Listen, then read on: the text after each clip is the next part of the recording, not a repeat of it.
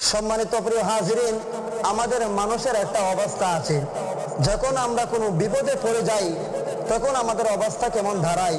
মহান আল্লাহ রাব্বুল আলামিনের সেই পবিত্র কুরআনুল কারীম থেকে আপনাদেরকে একটা আয়াত পাঠ করে শোনাবো ইনশাআল্লাহ।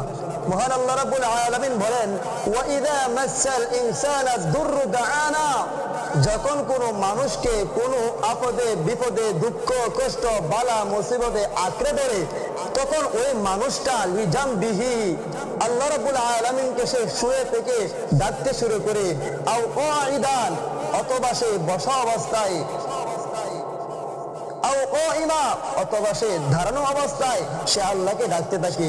ফালাম্মা কাশাফনা আনহু, যখনই তাকে সেই বিপদ থেকে আল্লাহ তাআলা উদ্ধার করে দেন তখন সেই মানুষটা এমন ভাবে চলতে শুরু করে যে তাকে কোনোদিন বিপদে গ্রাস করেনি এবং সে আল্লাহকে কোনোদিন ডাকেনি, এমন একটা অবস্থায় চলতে শুরু করি। মোহতারাম হাজরিন, এটা হলো আমাদের মানুষের বৈশিষ্ট্য, কিন্তু এটা আমাদের হওয়া উচিত ছিল না। যে মালিক আমাদেরকে প্রতিনিয়ত আমাদেরকে রক্ষা করতেছেন, সেই মালিক আমাদেরকে যা চান সেই মালিককে তা দেওয়া আমাদের জন্য একান্ত প্রয়োজন।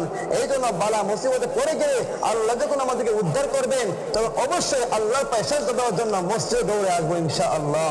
আল্লাহ সকলকে উক্ত বিষয়ের উপর আমল করার তৌফিক দান করুন, আমিন। নাসরুম মিনাল্লাহি ওয়া ফাতহুন করিব।